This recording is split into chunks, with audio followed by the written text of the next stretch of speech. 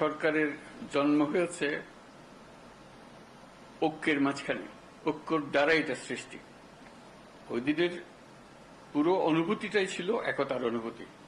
কেউ বলে নাই যে তুমি অমুক তুমি অমুক। একতাতেই আমাদের জন্ম, একতাতেই আমাদের শক্তি।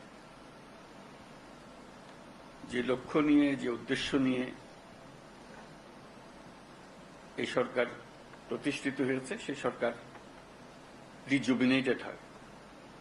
সবার সঙ্গে দেখলে প্রাণ সঞ্চার হয়। বাঁচে ওকে যদি রিক্রিয়েট করতে হয় তাহলে এইভাবেই করতে হবে, একত্রে করতে হবে। সেই কথার থেকেই এই আলাপ শুরু।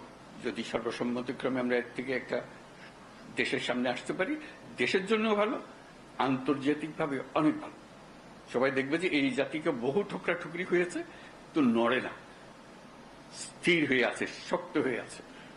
এটি হলো আসলে, সেটা আমরা সারা দুনিয়াকেও জানাতে চাই, আমাদের দেশবাসীকেও জানাতে চাই।